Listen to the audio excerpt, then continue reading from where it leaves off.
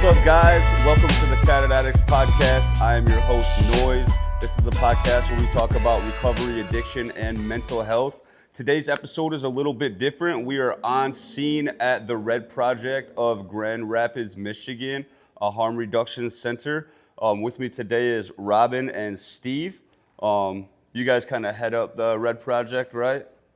So, with that being said, we'll get right into it. I'll have you guys kind of tell us what it is that you do for the Red Project, maybe how it was founded and what goes on here.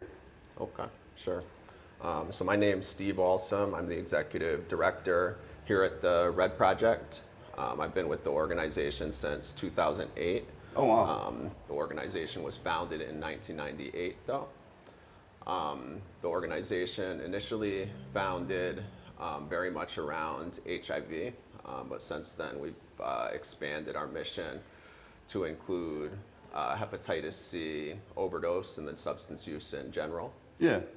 The way we address those issues is a little bit unique in terms of the substance use space. We really practice harm reduction. Typically with substance use, things have either been addressed through prevention, so trying to keep people from using any and all substances in the first place. Right. And then treatment, trying to help people completely and totally abstain from any and all substance use. Harm reduction is a little bit different, but also very needed in that it addresses the kind of the middle ground in between prevention and treatment. So the space where people are actively using drugs and have need of health-related services to stay healthy and to stay alive. Really. Yeah, that's really cool. And that's kind of where I come in. So my name's Robin Fox, and I oversee our HIV care and prevention programming and also our hepatitis C programming. So really looking at how do we help individuals get tested with our rapid free testing so they know their status. We don't need to bill insurance. All of our services are free that we provide on that programming, as well as care if someone is living with hepatitis C or HIV. So I originally interned with Red Project in 2013 and really helped with some of the beginning parts of our prevention program. And then we got a grant in end of 2015, early 16 to do that case management services. So I was hired in with another gal to really create that program. And since then we've seen over almost 300, we're at 299 right now, clients come through our care programming, and then also I have taken over our prevention now. So looking at that community testing, linkage to treatment. So the amazing part right now is HIV is really well treated, so we can help individuals get that treatment, control that virus, and then really live a long, happy life. It doesn't have to be a death sentence anymore. And then also with hepatitis C, we have a cure. So a long time it was there was a sobriety requirement. So many individuals living with hepatitis C couldn't get that treatment that they really deserved and needed and wanted without that sobriety. And so now we're able to get people linked to treatment that not only is better for them, it's not as painful to the body and deadly to the body as the other previous treatments, but be able to cure the hepatitis C virus. So it's been amazing to see all those programs kind of grow and come from that. Yeah. And be able to kind of take our like point of service, like helping individuals come into the SSP to the next level when they really need that service. That's awesome. Yeah. What do you guys say that you guys see the most come through the doors here? Ooh. We definitely see the most folks with our syringe access program. Okay. Yeah, Yep. so that's really like the service that our organization was founded in order to provide. Basically providing sterile syringes for people who inject drugs so that they can follow the CDC's recommendation for disease prevention, which is using a sterile syringe for each and every injection. To prevent the Prevent HIV. the spread of HIV, hepatitis C. And that program was our first program. It was started in 2000. Since that time, we've really branched out. We've started the HIV prevention and care programs that Robin talked about. We've also got an overdose prevention program that's been really successful. In 2008, we started distributing naloxone rescue kits directly to community members. We were the first organization in Michigan to provide access to naloxone Are you familiar with naloxone? Yeah, the Narcan. Yeah, Yeah, exactly. we actually have a box outside of our shop too. Awesome. Sweet. Cool. So you guys kind of help with getting those boxes put out for people Yes. that want to help the community to. Yeah, exactly. So we're in the process of placing 100 of those refurbished newspaper boxes in public locations around Kent County. Yeah, Really, that's a great idea too. yeah, Yeah. absolutely. Yeah, here in Michigan, it was actually that idea came from one of our partner organizations up in Traverse City called Harm Reduction Michigan. Okay. And we've just kind of extended that idea that they came up with and applied it locally. Yeah. That's awesome. But We yeah, really want it to be available to anyone. So within walking distance, if you are at risk or know someone, to be able just to get to it. We started with the vending machine outside of our office, which was great. So it turned our 40-hour availability into 24-hour availability. But with the vending machines, you need electricity. There's just a lot of barriers.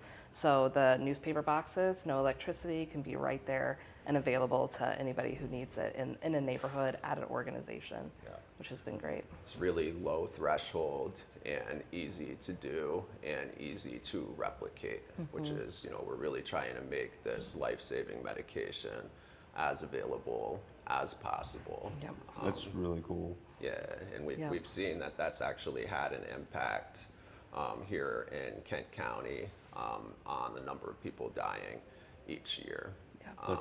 That's big. Yeah. Yeah. Yeah. So I know there's kind of a stigma around, the people that haven't dealt with addiction or Yeah. or aren't familiar with how it works. They might hear that, we provide sterile syringes to people for their drug use. Can you guys kind of talk to me about how you guys deal with that, like the judgment and the people that don't understand why we're doing it? It's not that, they might say we're enabling them and stuff Yeah. like that. Well, people think that we're enabling, and in a sense, we are enabling, but what we are enabling people to do is stay alive and stay healthy. Right. People are gonna use drugs whether or not we provide these tools that help people stay safe and stay alive. And we know that because for decades, people did use drugs without syringe access programs Right. existing. But it's really an evidence-based intervention for preventing the spread of HIV and Hep C. When it's pictured in the news media, it's often controversial, depicted in that way. But really, it's like a sound science. It's been syringe access programs have existed for decades. We've had them here in the States since late 80s, early 90s, but they've existed longer than that overseas. And pretty much all the studies that have been done on them have shown really positive results. We've shown that too here in Grand Rapids. When we started the program, about 25% of all HIV/AIDS cases were related to injection drug use. Currently, that's gone down to 8%. Oh, wow. Yeah. That's huge. Yeah. Because Grand Rapids continues to grow too. So Absolutely. the fact that the population grows and that percentage is diminishing is really cool. Yeah. So Yep. I don't think people understand the impact that it has. Yeah. Yeah. That's really not even the only impact. One of the concerns that people raise is that, if you give people sterile syringes, aren't they just going to keep using forever? What is like their incentive to Yeah. stop? Right. Yeah, but one of the issues with like stigma around this is that people don't want to come forward and identify themselves Yeah. as somebody who uses drugs. Yep. And Right.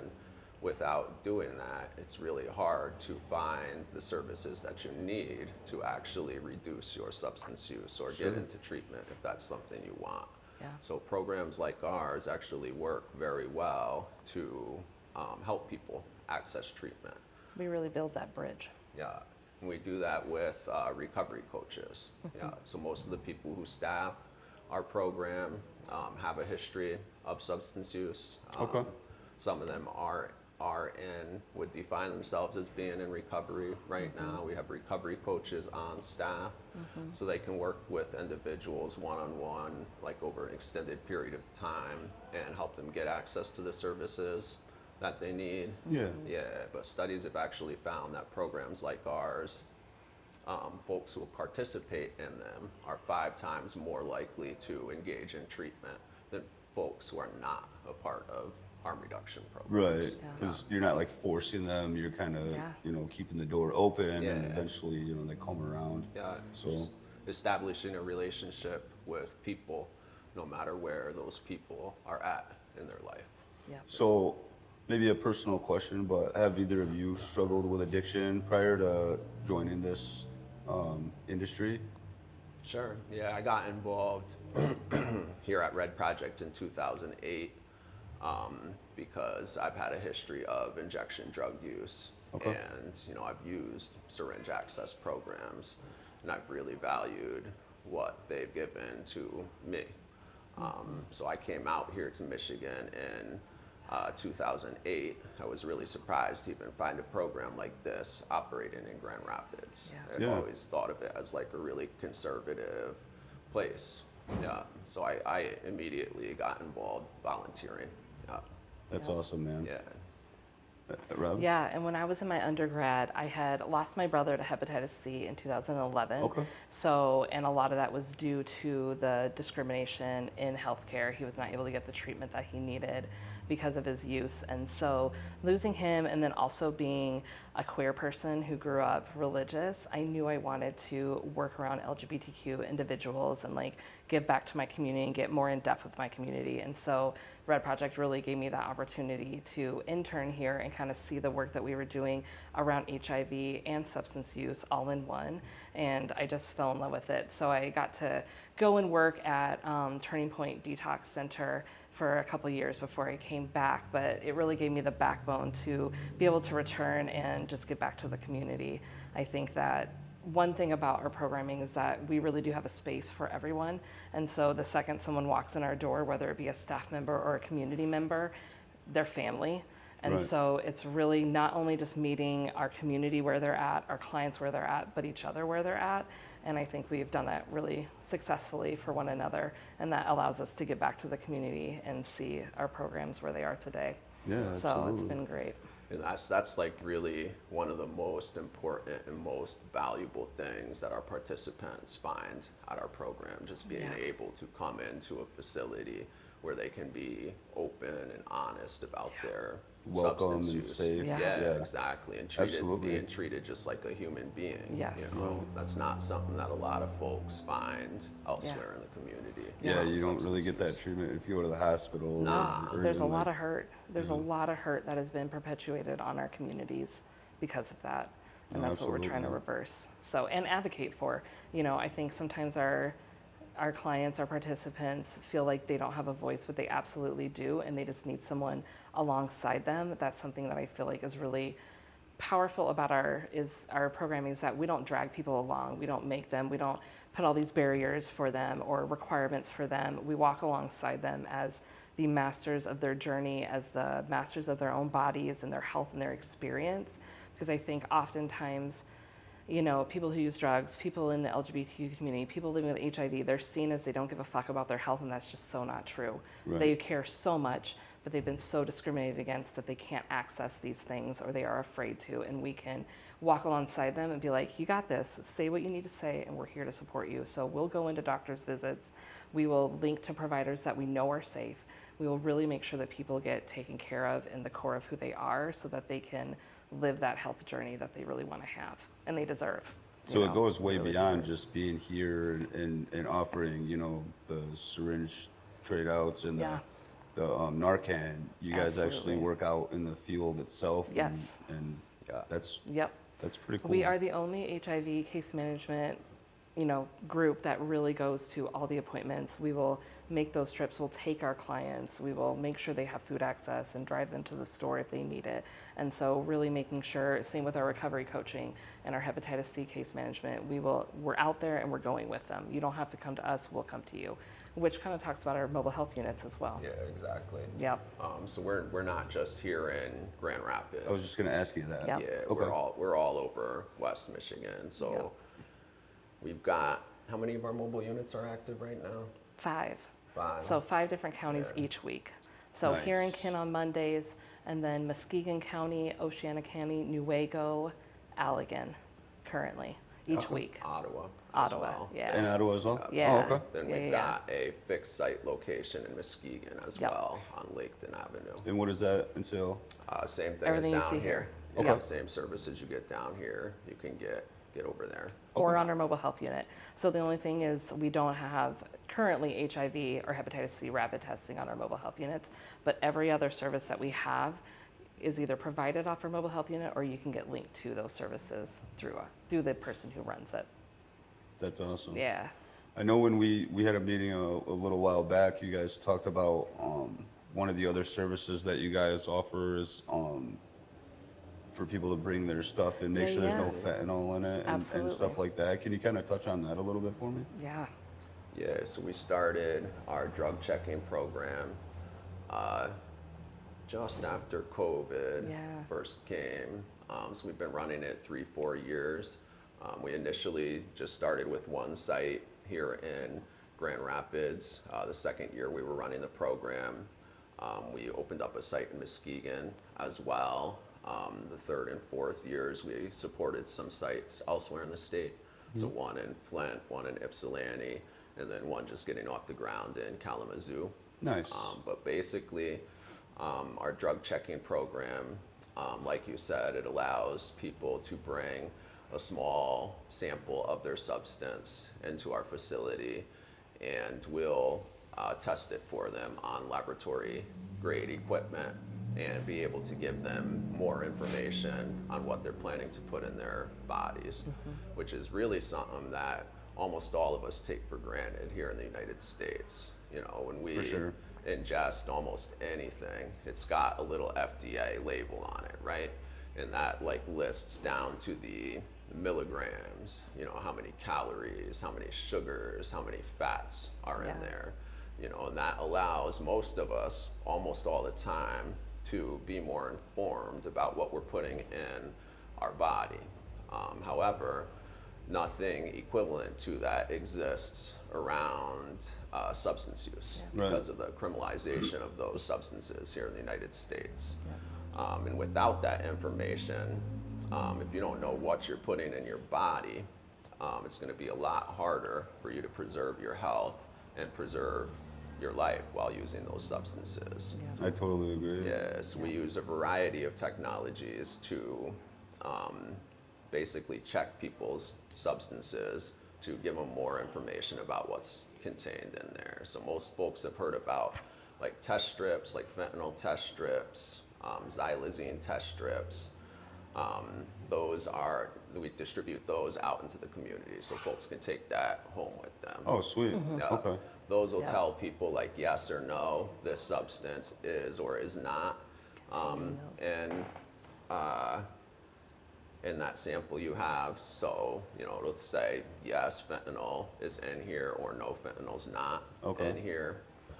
However, it'll only tell you about that one substance that the test strip is made for. Gotcha. Yeah, so when people bring their substance in here, we have an FTIR machine, which stands for Fourier Transform Infrared. So it's basically like laboratory grade equipment. Sounds pretty All the big words. scientific. Yeah, it'll give us more information on more of the substances that are in that sample. So while those test strips will only tell us about one substance, the FTIR will probably tell us about, you know, the 3 or 4 substances that are contained in that sample, That like make up the that highest basically. percentage. Yeah. Okay.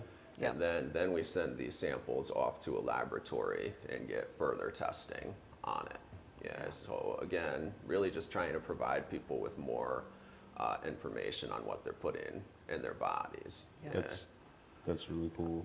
Keeping Well, I think them it's been educated is definitely important. Yes. Yeah. Sorry, what were you gonna say, Ryan? Oh, I think it gives us a bigger picture too of what we're seeing in Michigan, so we can also adjust Yeah, our absolutely. services.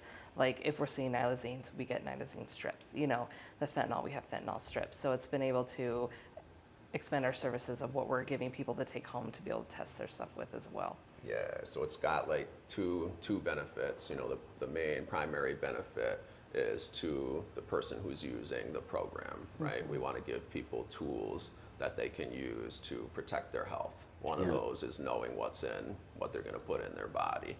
Yeah. But then the secondary benefit is part of what Robin's talking about, that then we get a better idea of what's in the drug supply locally. And like as a community, we can't really address an issue if we don't really know what the issue is. And there's really nowhere else that we're getting that real-time data on what's in the drug supply. And that can change really quickly. It can vary by location. So we share that that information all over, and it's really a benefit to other folks in the community as well. You know, other service providers knowing what's actually in the drug supply in our community. That's awesome. Yeah. So, say someone comes in and they get their sample tested and it does have fentanyl. What do we do from there? Yeah, so actually, almost all the opioid samples that we test and almost all the opioid supply in Grand Rapids does now contain fentanyl. Oh, Yeah, fentanyl is really the primary substance that's now available in our communities here in the United States, almost everywhere. Yeah. Yeah, so we saw that transition 2017, 2018, 2019. And it's up over 90% of the opioid samples we test, you know, have fentanyl in them. Yeah. So we're seeing different additives to the fentanyl. Yeah. gotcha. Yeah. So it's not necessarily the fact that the fentanyl is present, it's a matter of how much is in them? Yeah, so Yeah. that, Okay. yeah, unfortunately, the technology doesn't exist for us to have on site that gives us really good data on how much of a substance is in there. Gotcha. Yeah. We can just detect the presence. So it's a lot of just informing individuals. So now they know what's in there, so they know to do a smaller shot or a tester shot with their substance before they do maybe their usual amount, you know, to prevent overdose. Yeah, and a lot of what folks are looking for nowadays are more like the additives. They're looking to stay away from them. Yeah. So there's like xylazine. Have you heard of that? I haven't. Okay, so it's another depressant. It's actually like a horse tranquilizer. Oh. Yeah. Yeah, so that's that. For the last few years had been being added to a lot of the fentanyl in the community. It has a variety of dangers associated with it. One of the worst is that it can cause really hard to treat wounds in folks. So there's been some really horrible negative results in folks from that. You know, so a lot of folks will not want to put xylazine in their bodies. You Right. know, so they'll come down here and get the substances tested to make sure that xylazine isn't in what they're consuming. Okay. So just in the last year, we've started seeing things. We've started seeing medetomidine replace the xylazine, and medetomidine is basically a more concentrated form of xylazine. And folks we're starting to see really negative outcomes from people detoxing from not just the opioids but the medetomidine. So it's also addictive in itself, and Yeah, and your body becomes dependent Right. on it.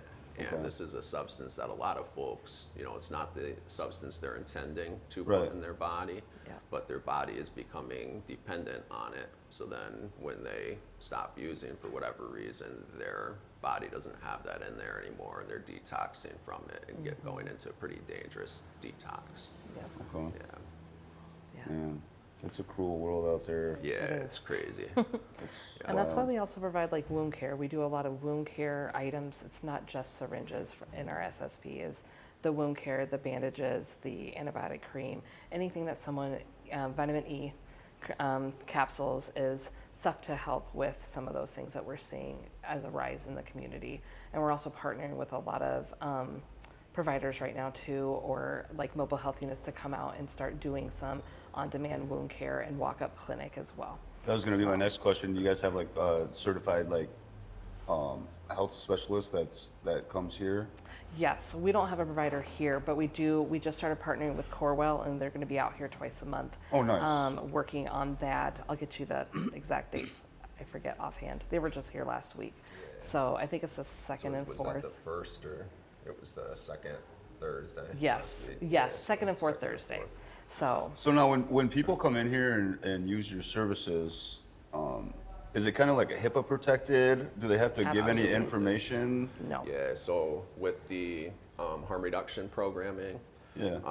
that's actually protected to a greater degree than HIPAA actually is. Oh, wow. Yep. Okay. Yeah, because people don't actually have to give us like their Any full identifying. names, Okay. identification, things like that. It's kind of like Yep. AA, just regular. Yeah. Okay. Yeah. Yep. So we create a unique identifier for folks that we can track the service provision that's provided to them, but somebody can't figure out who that individual is Okay. through that unique identifier. Yeah. And So you do have a way to track what you're giving out. Yes. So like the Absolutely. same person comes every day and Yes. he's not. Okay. yeah. And we have like CleanWorks cards for people to take, but if someone was to drop that in the community, that number would be nothing to someone who picked it up. Good. So keeping Okay. people's identity is very important to us and important to our clients too. So how does the Red Project work with? Do you guys get any flack from like law enforcement? Do they come around and like harass people that are coming down here ever? So or anything like we've that? been pretty fortunate here in Grand Rapids that when our program started in 1998, it really started at the behest of the former mayor of Grand Rapids, Mayor Oh, okay. John Logie, Yeah. putting together a task force on drug policy reform. That task force, it was a group of like over 100 community members that all talked about how we could change drug policy here in Grand Rapids to make it a better place to live for everyone. Yeah. And they made a number of recommendations, but one of those recommendations was to allow a syringe access program to operate here. That's incredible. Yeah, so we've been pretty fortunate here in Grand Rapids, Yeah. but it can be really difficult elsewhere, you know. Yeah, and the counties that it's new to. yeah, Right. yeah, and it's really the legal situation, the fact that substance use is criminalized here in the United States, Right. really creates the need for a lot of the programming we provide here at Red Project. So like take the situation with syringes and our syringe access program. So most places, a lot of places in the United States and here in Michigan, syringes can be criminalized and considered drug paraphernalia. So Right. if somebody's carrying syringes without a prescription, they can get a charge. Just for that. having an empty syringe, Just for nothing in having- it, Yeah, just in for the having package. a sterile syringe, Okay. exactly. So that in order for our program to get started, we had to get permission so that we could get an exemption from that drug paraphernalia law. We had to get permission from our city commission. Okay. But it's really the drug paraphernalia laws that limit access to sterile syringes Yeah. because that tool that people need to protect their health is criminalized. That leads to people not having that tool in sufficient quantities to use a sterile syringe for each and every injection. Yeah. What that leads to is people sharing those syringes and HIV and hepatitis C being transmitted as a result. Right. Yeah, so the need for our program really arises out of that fact that the syringe, that tool, is criminalized. Yeah. Right, because like we were saying before, I mean, if they want to use, they're going to use. If they Yeah. have to share a syringe, they're going to, they'll Yeah. do what they have to do to use. Yeah. Yeah. So that's really huge. Yeah. I mean, there's even that, well, not so much anymore, but back when tattoo machines were older, there's people Yeah. Yeah. using the same needles on multiple people. Absolutely. And Yeah. it blows my mind that even Yeah. that would take place, but Absolutely. now you're injecting something into your body and someone else Yes. might use that same needle, so part of Yeah. your blood might even be in it and go into Yeah. them, and now you have bloodborne, pathogens and things happening, so Yeah. That wasn't even that long ago when we first Yeah. started working with like hepatitis C and just hepatitis A and B at the state. One of the Yeah. primary things that the state hepatitis department did was license tattoo shops. Oh, okay. Yeah. Because of the chance of the spread of bloodborne pathogens there, Yep. the spread of Hep. Yep. Yep. I know we have to be bloodborne certified to Yeah. be able to operate. Yep. So, yeah. Well, I guess we're kind of running out of time here. Yeah. Did you guys have anything else that you wanted to kind of cover? I did want to just promote too our hepatitis C testing. So not only can we do a rapid test that can show if you've ever been exposed to hepatitis C, but how hepatitis C works is that if you've had it, about 30% of people, their body can fight it off on their own. But the rest of the people, they can't, so they need that treatment. So our machine for our rapid test can see the antibodies. So that just tells us someone's ever been exposed to hepatitis C. Okay. But if someone thinks that they're living with hep C, they can come in and we have another machine called the CIFID test. And there's only 4 in Michigan. And we're able to look to see if someone has an active infection. And so that kind of also breaks that barrier down so someone doesn't need to go to their PCP or go get labs or have insurance. We can actually tell them, yes, you have an active infection. And then we have a remote hepatitis C doctor that we work with through the state that can treat everything remotely. No one needs insurance, you don't need to be billed, everything is free. And so if people believe that they're living with hepatitis C or know that they are and never got treatment, we would love to connect them to that care as well. That's really awesome. Yeah. Yeah, I think that's really exciting what we're doing with Hep C. Yeah. Because we can actually cure people in a matter of months. We can Yep. cure people 8 with to 12 hepatitis weeks. C That's- nowadays. Yeah. That's so incredible. different from how things used to be. Yeah, it used Yeah. to be like there wasn't even a cure. Right? Yeah. Yep. Yeah. And the quicker we can get on people, the more we can save their liver. And so it really can be.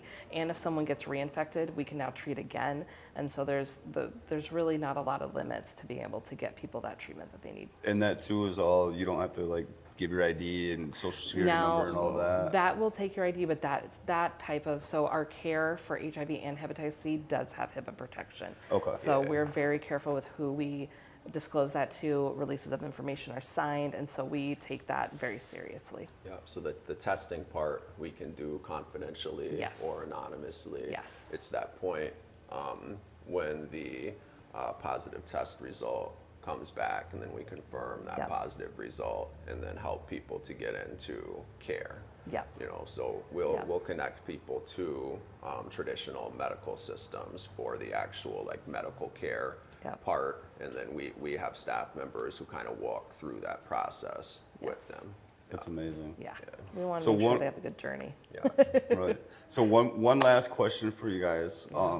Speaking back on the naloxone, Yeah. someone walks in, sees someone that might be overdosed. Can you kind of tell us how that stuff is used? Like Sure. for someone that maybe doesn't have an idea how to administer it, Yeah. when's the right time to administer it, and how they Yeah. would be able to tell if it's appropriate? Yeah. Yeah, so I guess first of all, overdoses can happen anywhere, anytime. Yep. You know, you could be at a gas station. Yep. In the bathroom, there might be somebody overdosing. You might be on the street and somebody's parked on the side of the road Yep. overdosing. You know, It's that very common. happens. Yeah, it happens in public places. It happens with people that you don't know. It happens with people you do know. Right. And a lot of times you might not know that somebody's even using opioids because they might not disclose that Yeah. to you. You know, Yeah. but basically, first you want to identify that it is an overdose situation, and that's pretty easy. You know, we define the point at which somebody transitions from being really intoxicated on opioids to having overdosed when they become non-responsive. Okay. Yeah. Yeah. So if you have any reason to suspect that somebody may have taken opioids or you're not really sure, and they're non-responsive, so you yell their name, you yell you're going to call 911, maybe the police are coming, we're going to naloxone you, and there's no response in that individual, Yeah. then you want to consider them non-responsive and proceed as if they're having an overdose. Okay. And the reason you can do that is because naloxone is a really safe, really effective, really easy to use medication. If it's given to somebody without opioids in their system, it'll be like administering water to them. Yeah. It'll have no effect on them. But with somebody who does have opioids in their system and is overdosing, that naloxone will save their life. So first, have any reason to suspect somebody might have taken some opioids and they're non-responsive, you can't get a response. out of them, then you want to administer naloxone to that individual. So most of the naloxone we give out nowadays is intranasal. I don't see a kit just sitting right around here, but it's basically like if you've ever seen like a Flonase. Flonase. Yeah, like a Flonase. Yep. That's, Yep. that's the ones in our box at the Yep. shop too. Yeah, real simple, real easy to use, real No cap, intuitive. nothing. Yeah. Yep. Just you hold it how it looks like you hold it, right? You put the nozzle up somebody's nose and then press the plunger. Okay. Yep. That's it. We came a long way from the big needles. That you Yes. just, Yeah, I mean, absolutely. And we looks do have so injectable crazy. too, That but the stuff on nasal's Pulp great. Fiction was always kind of a myth. Yeah, Right to dude. the heart. But So- we give that out to the actual intramuscular version. Okay. But yeah, Yep. the what kills somebody in an overdose is their breathing is slowly shutting down over a period of time. Yep. So Okay. after you administer that naloxone, it's going to take about 3 minutes or so to work. In that time, you want to make sure that enough oxygen is getting to their brain. So you're going to want to do some rescue breathing for them. So we train folks how to rescue breathe as well. And then ideally, somebody on the scene will call 911 and get emergency medical services there. Yeah. Just in case that person is dealing with some sort of health issue that's not an opioid overdose, or if there's any sort of complications in that situation. Yeah. Unfortunately, that's a thing that last step of calling 911 is something a lot of folks are scared to do. Yep. They're Yeah. scared of getting arrested. Yeah. Yeah. Nope. Yeah. Well, shoot, guys, I want to thank you guys for having us out Yeah, here thanks so to much the for Red having Project us. in Thanks Grand for Rapids, coming. Michigan, man. I myself have learned a lot more than even from our initial Awesome. meeting. So it's really cool how informed you guys are in this and how much you guys really take this serious. Yeah. Absolutely. Sounds like we're coming up on 30 years that you guys have been Yeah. around, which Yeah, is just that's about. really cool. Yep. I personally never even knew you guys existed until I started my podcast. So, Yeah. and just from the time that I have known you guys, now I see your billboards everywhere. Yeah. You know, I noticed the boxes out everywhere. We Absolutely. have our box, so Yes. it's really cool what you're doing, and we're really thankful to have you guys in our community and helping. for having Especially as a former addict myself. Yeah. You know, when I was getting clean, I didn't know any of these resources Yeah. existed. Nobody Yeah. told me, but also I tried to hide everything I was doing Yeah. for Yeah. that same fact. So we want to thank everybody for tuning in today on our special episode here at the Red Project. Absolutely. Again, if you want to reach out to tell your story, or you're dealing with any kind of issue that we might have spoke on today, check out the Red Project for sure. We're going to end up putting a link for your guys' site on our website, Yeah. TATTEDADDICTS.com. We love what these guys are doing, and I'm sure we'll probably be back and have another episode. We'll love So, that. Sounds great. yeah, Anytime. that being said, we'll catch you guys next week. Thank you.